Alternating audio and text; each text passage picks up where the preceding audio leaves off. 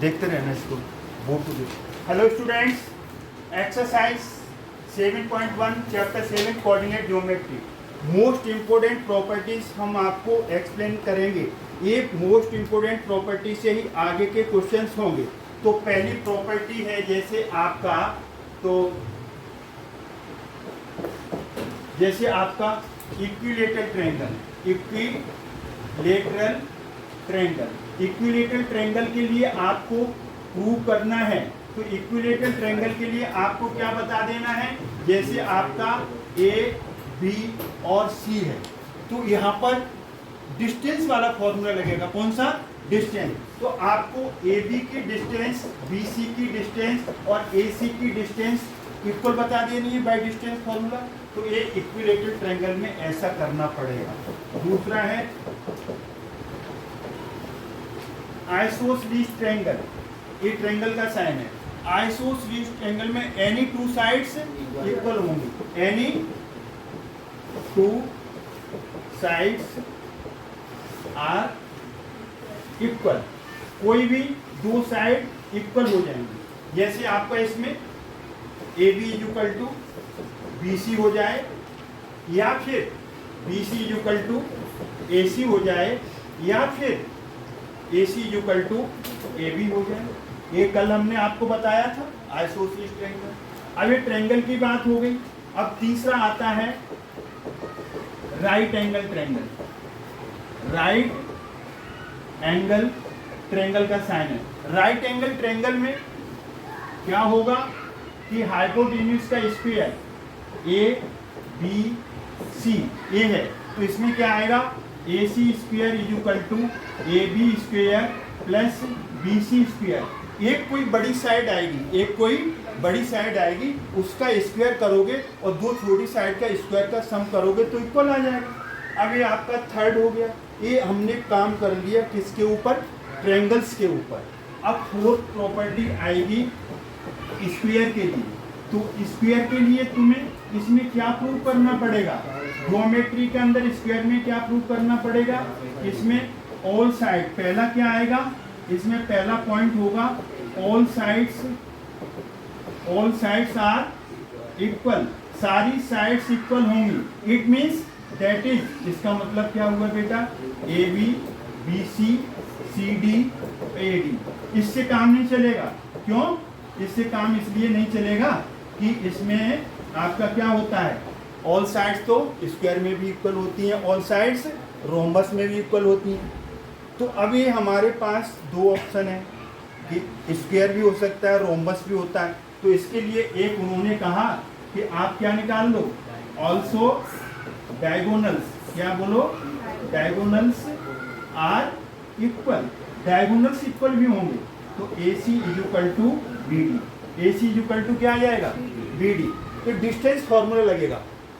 अभी तक distance formula लग रहा है। ए सी की डिस्टेंस निकालो, बी डी की डिस्टेंस निकालो, सारी साइड्स निकालो। अगर इक्वल आ गया तो हम लिख देंगे इट इज अ स्क्वायर। अब स्क्वायर के बाद हम आगे बढ़ते हैं। तो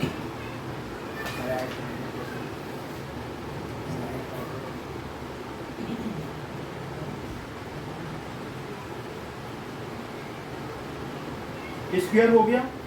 स्क्वायर जैसी प्रॉपर्टी होती है रेक्टेंगल की। किसकी होती है?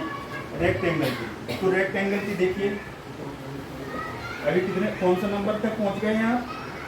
कौन सा नंबर तक पहुंच गए आप? 4 तक। अब 5th पे आइए, 5th वाला। अब हम रेक्टेंगल लेंगे। रेक्टेंगल किस जैसा होता है? स्क्वायर जैसा ही होता है। अगर ये रेक्टेंगल है आपका बोर्ड, इसकी एडजेसेंट साइड्स इक्वल हो जाए तो ऑल साइड्स इक्वल हो जाएंगी तो वो स्क्वायर हो जाएगा।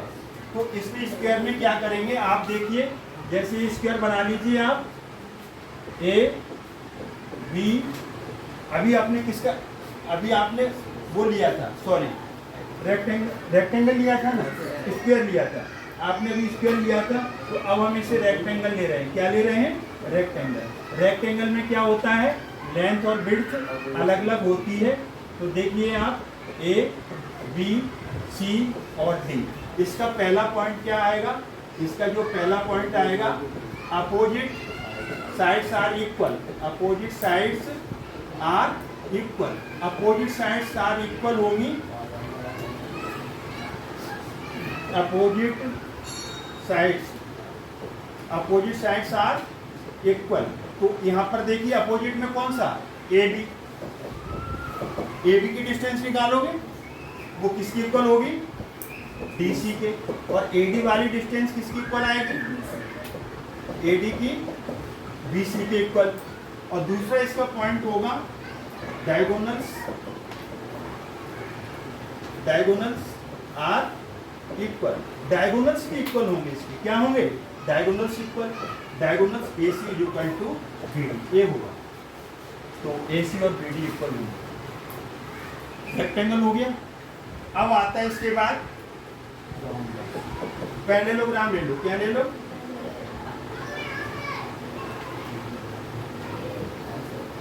पैरेललोग्राम में पहला point opposite sides are equal, opposite sides are equal. और इसका दूसरा पॉइंट क्या है, mid points of diagonals are equal, mid points भी इसके इक्वल आएंगे। तो पैरेललोग्राम को ऐसी शक्ल में बनाते आए हैं आप, A, B, C और D। पैरेललोग्राम में अपोजिट साइड्स कैसी होती हैं बोलो, इक्वल भी होती हैं और पैरेलल भी होती हैं।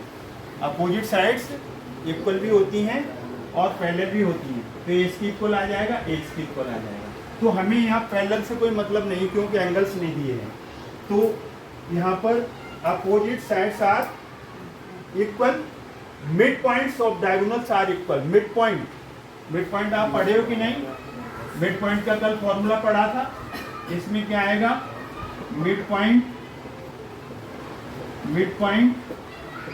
Of AC is equal to mid point of BD।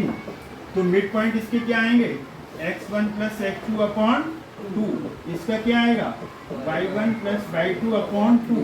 ये मिड पॉइंट इसके मिड पॉइंट के इक्वल आ जाएगा। Have you got it. एक इसका फॉर्मूला है, बोलो, मिड पॉइंट निकालने का, x1 plus x2 upon 2, y1 plus y2 upon 2, x1 plus x2 upon 2, y1 plus y2 upon 2। अब इसकी प्रॉपर्टीज हो गई, पैरेललोग्राम की हो गई। अब एक बचा है रोम्बस। पैरेललोग्राम और रोम्बस की प्रॉपर्टीज लगभग सेम होती हैं और रेक्टेंगल की और स्क्वायर की एक जैसी होती हैं। अब हम इसे देखिए, अब कौन सा नंबर बचेगा, 6 हो गया, 7 में। अब हम बात कर रहे हैं किसकी, रोम्बस की बात करेंगे। तो रोम्बस में क्या है, इसमें number 1 all sides are equal, सारी साइड्स इक्वल होंगी।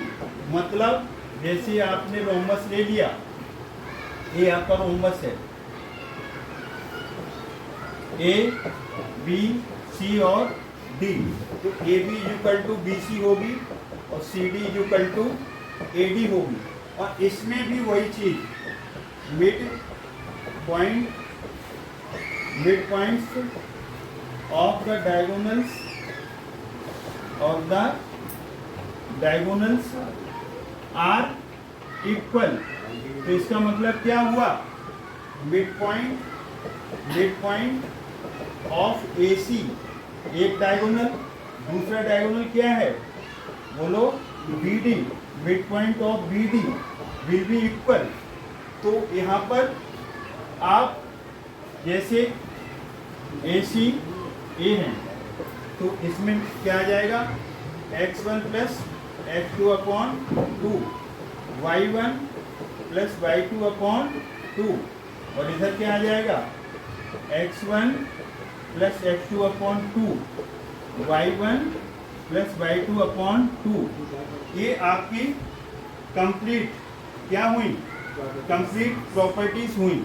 अब आप इस चैप्टर में ट्रायंगल्स पढ़ेंगे, पैरेललोग्राम पढ़ेंगे, रेक्टेंगल पढ़ेंगे, स्क्वायर, रोम्बस ये पढ़ेंगे। और एक कल हमने आपको बताया था कि फॉर्मूला बहुत ज़रूरी है, तो इस तरीके से एक और हम बताएं इसमें कि ऑन एक्स एक्सिस, कल भी बताया था, एक्स एक्सिस पे चलोगे तो कोऑर्डिनेट होंगे x, 0, क्योंकि एक्स एक्सिस पे चल रहे हो ना तो y तो 0 हो गया। और सेकंड हमने बताया था ऑन y एक्सिस, तो 0, y, ये कोऑर्डिनेट्स हैं। क्या है? These are coordinates, these are coordinates. और ये भी हमने बताया था एक्स कोऑर्डिनेट को एब्सिसा बोलते हैं, वाई कोऑर्डिनेट को ऑर्डिनेट बोलते हैं, ये भी हमने आपको बताया था।